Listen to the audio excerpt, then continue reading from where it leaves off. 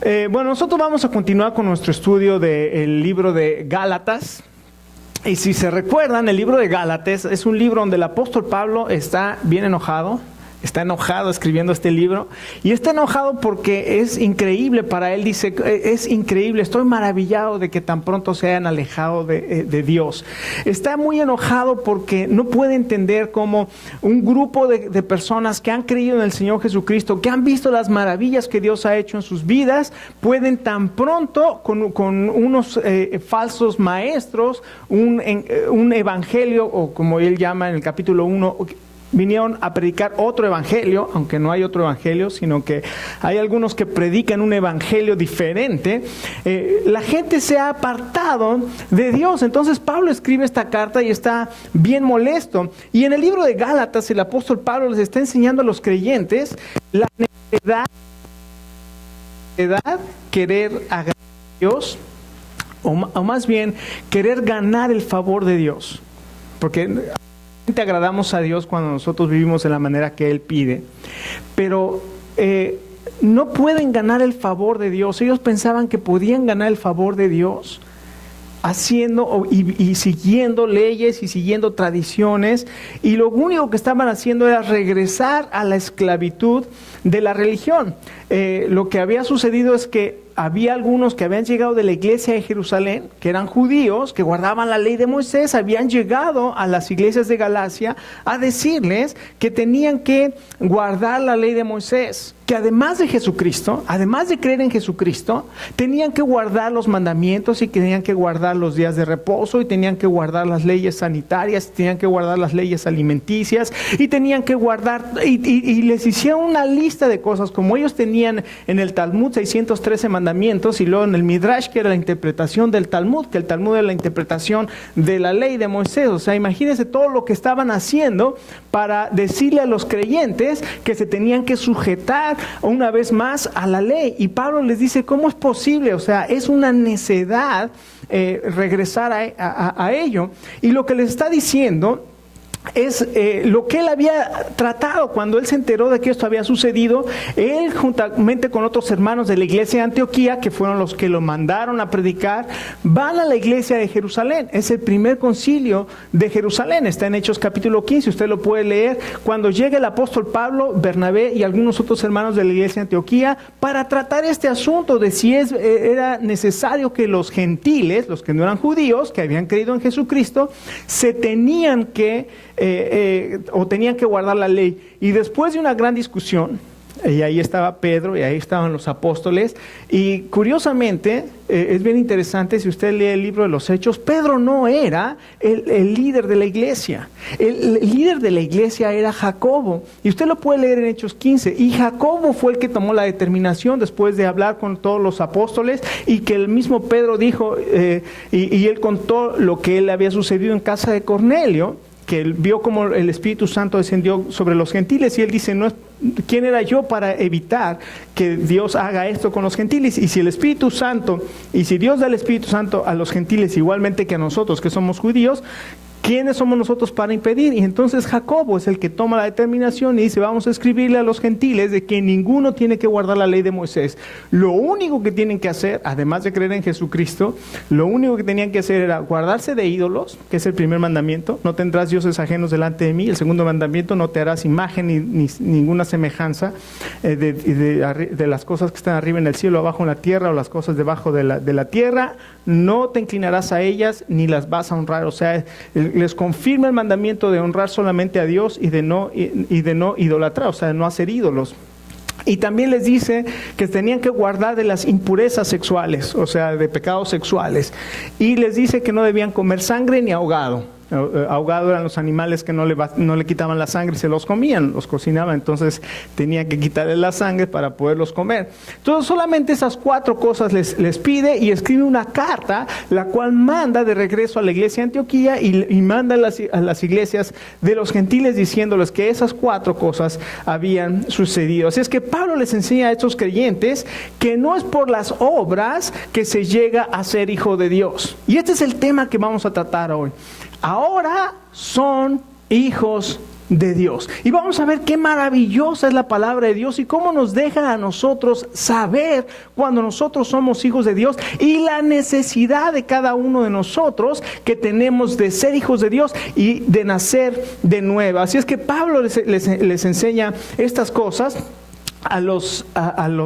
tanto a los judíos que decían que tenían que hacer otras cosas además de creer en Jesucristo, como a los gentiles que habían creído en Jesucristo, que ahora estaban siendo engañados. Hay una anécdota que dice que cuando terminó la Primera Guerra Mundial, Lawrence of Arabia, así ya estoy hablando en inglés, Lawrence de Arabia fue a París con una comitiva para los tratados de paz que se iban a hacer, y se maravillaron de que únicamente abrían la llave del agua y comenzaba a correr agua. Entonces estaba como en Arabia, en un desierto y no había agua. Estaban maravillados de que solamente le hacían así a la llave y salía agua. Entonces se les ocurrió una gran idea: quitar las llaves del agua y llevárselas a Arabia. Y le dijeron a Lawrence de Arabia, le dijeron: hemos sacado la fuente de las aguas, la traemos aquí. Y Lawrence le dijo: si no está conectada la fuente, aunque traigas la llave, no va a salir agua. Esto es precisamente lo que está sucediendo. Hay mucha gente que dice que somos hijos de Dios, pero no están conectados a Dios, no son hijos de Dios. El apóstol Pablo nos va a enseñar qué es ser un hijo de Dios y cómo nosotros hemos llegado a ser hijos de Dios, o cómo, todavía más maravilloso, es cómo usted puede estar seguro de que es un hijo de Dios. Vamos a ponernos de pie y vamos a leer Gálatas capítulo 3, los versos 26 al capítulo 4 hasta el verso 7. Dice la palabra de Dios así. El apóstol, fíjese la afirmación que hace el apóstol Pablo a los Gálatas: todos ustedes son hijos de Dios mediante la fe en Cristo Jesús, porque todos los que han sido bautizados en Cristo se han revestido de Cristo. Ya no hay judío ni griego, esclavo ni libre, hombre o mujer, sino que todos ustedes son uno solo en Cristo Jesús. Y si ustedes pertenecen a Cristo, son la descendencia de Abraham y herederos según la promesa. En otras palabras, mientras el heredero es menor de edad, en nada se diferencia de un esclavo, a pesar de ser dueño de todo. Al contrario, está bajo el cuidado de tutores y administradores hasta la fecha fijada por su padre. Así también nosotros, cuando éramos menores, estábamos esclavizados por los principios de este mundo. Pero cuando se cumplió el plazo, Dios envió a su Hijo nacido de mujer, nacido bajo la ley, para rescatar a los que estaban bajo la ley, a fin de que fuéramos adoptados como hijos. Ustedes ya son hijos. Dios ha enviado a nuestros corazones el Espíritu de su Hijo que clama: Abba, Padre. Así que ya no eres esclavo, sino hijo, y como eres hijo de Dios, te ha hecho también heredero. Vamos a orar. Padre, gracias que esta palabra significa mucho para nosotros. Hoy no te llamamos solamente Señor, hoy no solamente te llamamos Dios, hoy podemos llamarte Padre. Señor, gracias porque a través de este pasaje tú nos enseñas lo que es ser un hijo de Dios. Y gracias, Señor, porque ya no estamos bajo tutores, ya no estamos bajo administradores, sino ahora hemos alcanzado por tu gracia, hemos alcanzado ese estatus de hijos de Dios. Y gracias que a través de ser hijos somos herederos. Te alabamos y ayúdanos, Señor, a entender tu palabra en este día. En el nombre precioso del Señor Jesús oramos. Amén. Amén. Tome asiento. Aquí lo primero que el apóstol Pablo les dice, y es maravilloso justo este verso con el que comienza el capítulo 3 o el verso 26, que dice: ahora ustedes son hijos de Dios. Lo que nos está hablando aquí el apóstol Pablo es de algo que el mismo Señor Jesucristo enseñó varias veces. ¿Se acuerda que el Señor Jesucristo una vez se encontró con un religioso, con uno de los principales de los judíos? Era como, digamos que era, si nosotros para poderlo entender de esta manera, era el papa de los judíos, era la figura de los judíos. Era uno de los principales de los judíos. Vamos a poner un obispo, yo no sé, un cardenal. Uno de los principales de los judíos. Y este vino a Jesús y le dijo: Señor, tú has venido de Dios, lo sabemos por las obras que haces, tú eres el maestro. Y el Señor Jesús le respondió algo impresionante. Le dijo, por lo menos en 6 ocasiones, usted lo puede leer en Juan capítulo 13, por lo menos en 6 ocasiones, le dijo: Nicodemo, te es necesario nacer de nuevo. Si no naces de nuevo, no puedes ver el reino de Dios. No te maravilles que te he dicho que te es necesario nacer de nuevo. Le dice varias veces la necesidad que este hombre religioso, este hombre que guardaba la ley, este hombre que se esforzaba por cumplir los mandamientos, le dice el Señor Jesucristo que tenía la necesidad de nacer de nuevo. Y luego el apóstol Juan, escribiendo su evangelio, está en el evangelio de Juan capítulo 3, pero también en el capítulo 1, el apóstol Juan dice: el Señor Jesucristo vino a los suyos, capítulo 1 y verso 10, el Señor Jesucristo vino a los suyos no le recibieron, mas a todos los que le recibieron, a los que creen en su nombre, les dio el derecho de ser llamados o de ser hechos hijos de Dios. Y dice: los cuales no nacen de voluntad de hombre o de ser humano, ni de voluntad de carne, ni de voluntad de varón, sino nacen de Dios. Una de las grandes verdades que tenemos que entender cada uno de nosotros es entender que no hay tal cosa como todos somos hijos de Dios. Eso no es verdad, eso es una mentira que el diablo quiere que creas. Porque cuando tú crees que todos somos hijos de Dios y al final Dios perdona a todos, eso es una gran mentira. Mire, ¿tiene ahí su Biblia? Espero que la tenga. Vamos a 1 de Juan capítulo 3, verso 10. Vamos a leer unos versos para que nos demos cuenta lo que la Biblia dice. No lo que digo yo, porque pues yo lo que diga no vale, pero lo que la Biblia dice es lo que vale. Y lo que quiero enseñarles este día es lo que la Biblia dice. 1 de Juan capítulo 3, verso 8.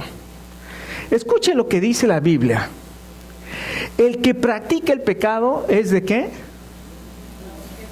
Es del diablo. Porque ¿qué? El diablo peca desde el principio. Para esto apareció el Hijo de Dios, para deshacer las obras del diablo. Todo aquel que es nacido de Dios, ¿qué dice?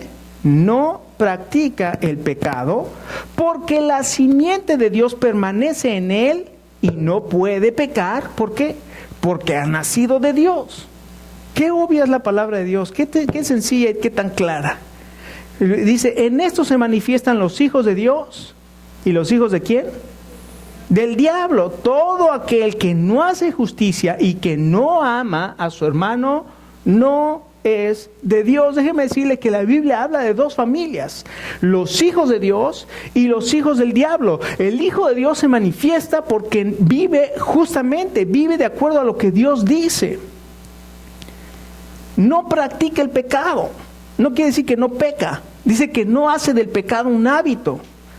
¿Por qué? Porque aquí la Biblia dice: porque ha nacido de Dios. Cuando naces de Dios, el Espíritu Santo viene a ti y hace que no puedas vivir en pecado. La pregunta en esta mañana para cada uno de nosotros es: ¿estás seguro tú que has nacido de nuevo? ¿Has nacido de Dios? Ahora, ¿cómo naces de Dios? Si tú no estás seguro si has nacido de Dios y escuchas hoy la voz del Espíritu Santo, la voz de la palabra de Dios, el Evangelio de Juan, donde varias veces el Señor Jesucristo dice: te es necesario nacer de nuevo. Si no naces de nuevo, no puedes ver el reino de Dios. Si no te maravilles que te dije que te es necesario nacer de nuevo. La manera en que una persona nace de nuevo es darse cuenta, en primer lugar, de su condición de pecado. Tú no puedes agradar a Dios. Tu pecado no te permite agradar a Dios. Por más obras buenas que hagas, las buenas obras no son perfectas. Dios demanda perfección. Y si tus obras buenas no son perfectas y no cumples todos los mandamientos en todo fielmente, como dice ahí en el capítulo anterior, fielmente todos los mandamientos de la ley, no estás alcanzando la perfección que Dios demanda. ¿Qué necesitas? Necesitas un Salvador, alguien que interceda por ti, alguien que pague el pecado por ti. Ese alguien se llama Jesucristo. Ese alguien vino hace 2000 años cuando vio nuestra triste condición y nuestra necesidad, y Él, siendo justo, tomó en su cuerpo el pecado de todos nosotros y con su muerte pagó el castigo que nosotros merecíamos. Y Él nos rescató, Él nos redimió, Él pagó el precio. Y lo que la Biblia dice, mas a todos los que le recibieron.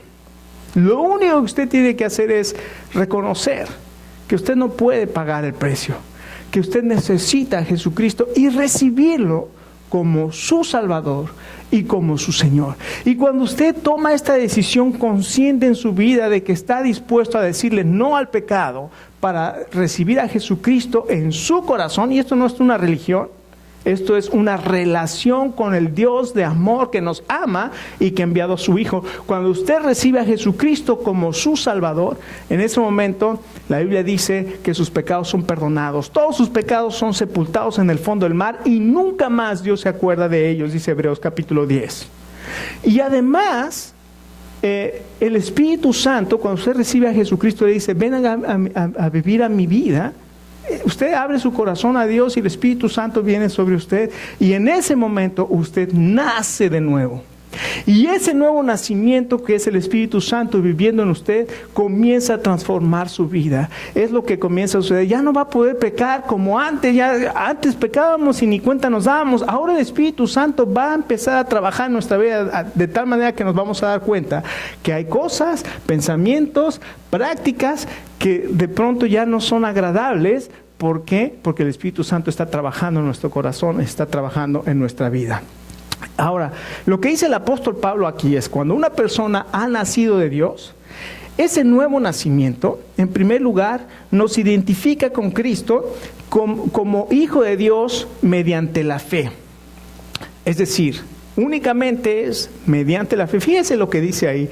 Ahora ustedes son hijos de Dios mediante la fe en Cristo. No hay otra manera de ser hecho hijo de Dios más que por la fe en Jesucristo. Es la única forma. Hechos 4:12 dice porque ningún otro es salvación, porque no hay otro nombre dado a los hombres en que podamos ser salvos. Si usted piensa que hay alguien más de Jesucristo que lo puede salvar, usted está contradiciendo lo que la Biblia dice.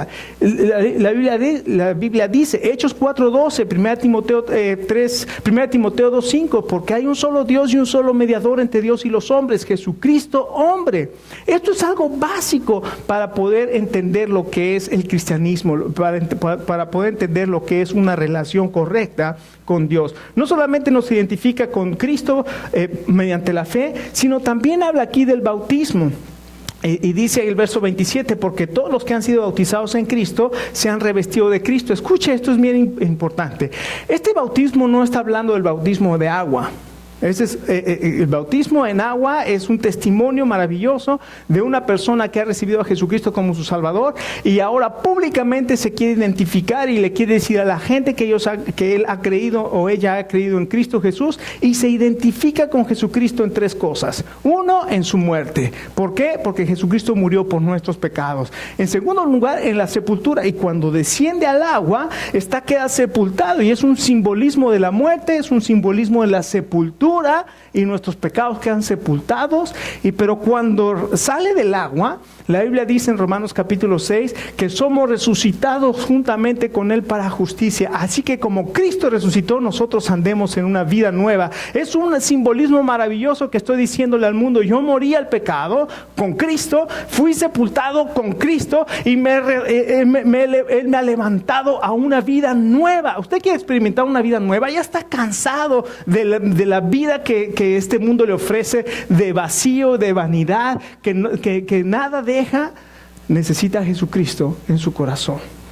No solamente nos identifica con Cristo como hijos mediante la fe por medio del bautismo, sino también hace aquí un cambio de naturaleza. ¿Por qué? Porque aquí dice, porque son revestidos con Cristo. Escuchen, Cuando usted es revestido de Cristo, su naturaleza cambia. Por eso, como hace un momento leímos en 1 de Juan capítulo 3, el Hijo de Dios ya no puede pecar porque ha nacido de Dios, ha cambiado de naturaleza. Antes era hijo de las tinieblas, vivía en las tinieblas y no pasaba nada, pero ahora es hijo de la luz, es hijo de Dios, ahora ya se da cuenta de aquellas cosas que no le agradan a Dios. En este caso, entonces, es un cambio de naturaleza, pero es necesario el cambio de naturaleza. No es solamente un cambio de hábitos, no solamente es un cambio de religión. No es antes era de esta religión, ahora ya no, ahora ya me cambié a esta religión, porque eso no es un cambio de naturaleza, es ser revestido de Cristo. Escuche, hay algunas personas que dicen que la salvación se pierde. Yo no creo que la salvación se pierde, porque la salvación no depende de mí. La salvación es un regalo de Dios, es una obra de Dios, y la obra de Dios es perfecta, y el sacrificio de Jesucristo en la cruz fue perfecto y no le falta absolutamente nada. Entonces, ¿qué pasa con esas personas que de pronto parece que andan caminando con el Señor muy bien y de pronto los ve uno en las peores condiciones? ¿Perdieron la salvación? Le voy a decir lo que la Biblia dice. El apóstol Pedro dice esto: les acontece lo que el verdadero proverbio. ¿Qué es ese verdadero proverbio? El puerco lavado regresa al lodo, porque es su naturaleza. Su naturaleza, aunque esté lavadito y limpiecito, es un puerco, y el puerco finalmente va a regresar ¿a dónde? Al fango. Y el perro vuelve al vómito. ¿Sabe que el perro se vomita y luego va y se come su vómito? Eso es lo que hacen los perros, es lo mismo. O sea, por un momento desechan aquellas cosas que parecen malas, pero finalmente van y otra vez se alimentan de ellas. Es lo que sucede. No es que pierda la salvación, es que nunca hubo un cambio de naturaleza en su vida, nunca fueron revestidos de Cristo. Por eso nosotros necesitamos esta mañana preguntarnos: Señor Jesús, ¿he nacido de nuevo? ¿O solamente es un cambio de pensamiento? ¿O solamente es una nueva creencia? ¿O realmente he venido a la salvación por medio de Jesucristo? Nos unifica, entonces, no solamente nos identifica con Cristo, nos unifica con los cristianos. Dice el verso 28, ya no hay barrera que separe la comunión. Antes había judíos y gentiles. Y si ustedes recuerdan, el templo de Jerusalén había un atrio para las mujeres. Las mujeres no podían entrar donde estaban los varones. Había una separación y las mujeres se quedaban allá. Y luego más afuera había un atrio que se llamaba el atrio de los gentiles. Inclusive había un muro que separaba el atrio de los gentiles y ningún gentil podía entrar ahí. El apóstol Pablo dice: en cuanto a nuestra relación con Jesucristo, ya no hay judío y ya no hay gentil. Se acabaron las barreras raciales o religiosas. En Cristo ya no hay barrera religiosa ni racial. Ya no hay barrera social, ya no hay esclavo o libre. Ya no hay barrera de género, de que si es hombre o es mujer. Ahora puedo hablar muchas cosas acerca de esto, pero no quiere decir que ahora ya no existen las diferencias entre hombre y mujer, ¿verdad? Porque no quiere decir que me llamaba Enriqueta y me recibí al Señor Jesucristo, ahora me llamo Enrique. No quiere decir eso. Hay funciones, de todas maneras la palabra de Dios establece las funciones del hombre y establece las funciones de la mujer. No quiere decir que ahora la mujer cumple la función del varón y el varón de la mujer, porque Dios, está bien establecido, por ejemplo en Efesios 5, ¿cuál es la labor del varón hacia su esposa? Ahí. Amarla. El varón tiene que amar a su esposa como a sí mismo. ¿Y cuál es la labor, la función de la mujer hacia su esposo? Respetar a su marido. Usted lo puede leer. La mujer fue diseñada por Dios de tal manera que necesita sentirse amada, y cuando la esposa se siente amada es lo más maravilloso para ella. Pero el varón no necesita el amor apapachador de la mujer. No. ¿Sabe qué necesita más que el amor apapachador de la mujer? Necesita el respeto de su esposa. Cuando una esposa le falta el respeto, ningunea a su marido, es lo peor que le puede pasar a un marido. Ahora no vaya a decir: ya el pastor me dio el secreto, para ahora sí me lo voy a... le voy a faltar el respeto para que ahora sí se enoje. No, porque usted va a cometer el error, va a destruirla. Dice la palabra de Dios, la mujer sabia edifica su casa, la necia con sus manos la destruye. No destruya su hogar porque me voy a vengar de este. No, respételo y va a ver qué cambio tan maravilloso va a haber en él. Ame a su esposa y va a ver qué cambio tan maravilloso. Demuestre el amor a su esposa. Por eso hay funciones diferentes. En cuanto a nuestra relación con Cristo ya no hay diferencia, pero en las funciones que Dios nos da al varón y a la mujer hay diferencia. Y además el verso 29 dice que nos bendice con la promesa. Miren lo que dice el verso 29. Y si usted pertenece a Cristo, son la descendencia de Abraham y herederos según la promesa. Dios le bendice además con una promesa. ¿Cuál es esta promesa? Es la nueva herencia. En segundo lugar, no solamente nos habla el apóstol Pablo del nuevo nacimiento, sino que también nos habla de la nueva herencia. El nuevo nacimiento, por cierto, se llama regeneración y la nueva herencia se llama adopción. Somos adoptados hijos de Dios. Y es una gran bendición pertenecer a la simiente de Abraham. Pero ¿sabe una cosa? Pero no hay nada mejor que ser hijo de Dios. Y es lo que el apóstol Pablo les está diciendo. Le dice a los judaizantes que querían esclavizar o que estaban esclavizados a la ley de Moisés y que querían esclavizar a los gálatas. Les dice, Dios ya los ha librado y ahora ustedes son no solamente la simiente de Abraham, sino ahora ustedes son herederos. Y les hace una ilustración. Lo que presenta el apóstol Pablo en los siguientes versos es una ilustración, es un contraste de algo que ellos conocían perfectamente. Y les habla de los herederos. Y les habla de un heredero que es menor y un heredero que es maduro. Entonces, vamos a ver el contraste que hay entre los dos. En primer lugar, les habla de los limitantes de la inmadurez. ¿Cuáles son esos limitantes de la inmadurez? Dice, en otras palabras, mientras el heredero es menor de edad, en nada es diferente a un esclavo. Aunque es heredero de todo, mientras es menor de edad, no puede recibir todas las bendiciones de la herencia. No, él no está en control de la herencia, al contrario, está bajo el cuidado de tutores y administradores hasta la fecha fijada por su padre. Todos los gálatas y los gálatas vivían bajo la ley romana. Y en la ley romana, ningún hombre que fuera menor de edad podía recibir una herencia aunque fuera de su padre. Y entonces el padre asignaba a un tutor. Hasta los 14 años, esa persona estaba bajo el cuidado del tutor y él no podía recibir absolutamente nada del tutor.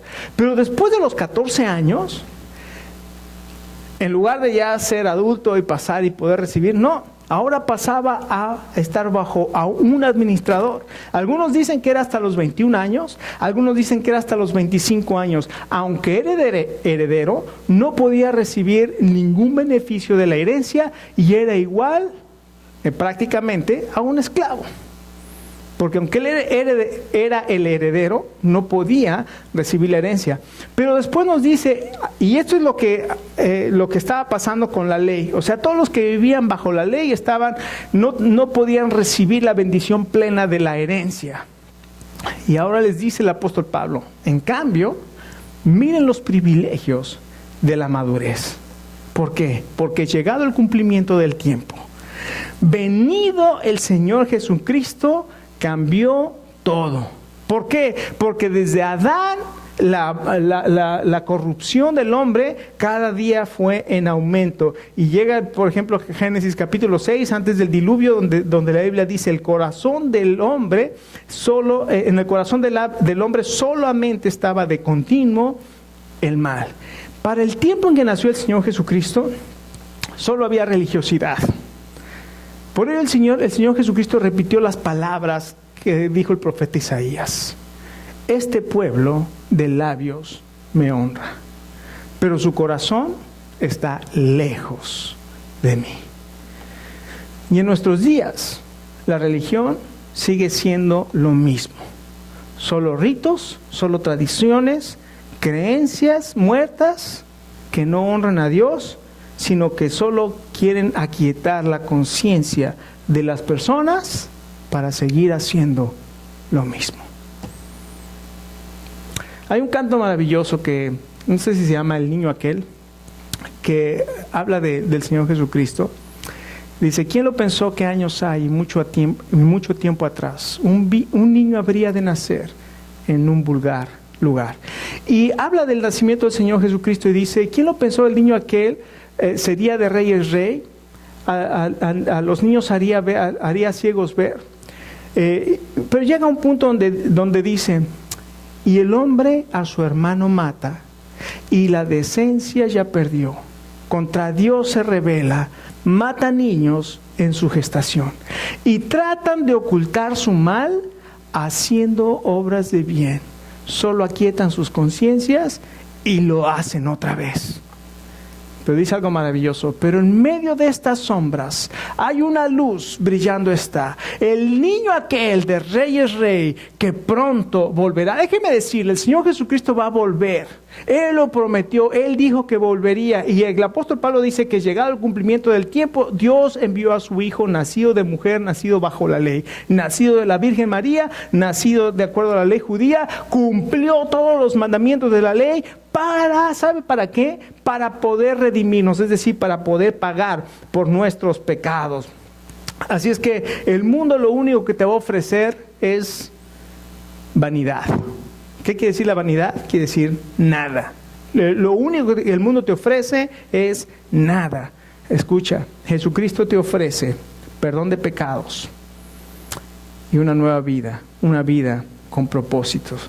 En el verso 5 dice que Él nos ha redimido, es decir, nos ha comprado del mercado de esclavos, donde estábamos esclavos. El Señor Jesús pagó el precio para librarme de la esclavitud al pecado. El verso 5 dice no solamente que fui redimido, dice que fui adoptado. Ahora Él me adopta como hijo suyo en su familia. El verso 6 dice que fui embestido de Cristo. Y el verso 7 dice que ahora soy heredero. Fíjense todo lo que el Señor Jesucristo hace llegado el cumplimiento del tiempo. Cuando Dios envió a su Hijo, fue para redimirnos, fue para adoptarnos, fue para investirnos, fue para hacernos herederos de Cristo. ¿Y sabe qué fue lo peor?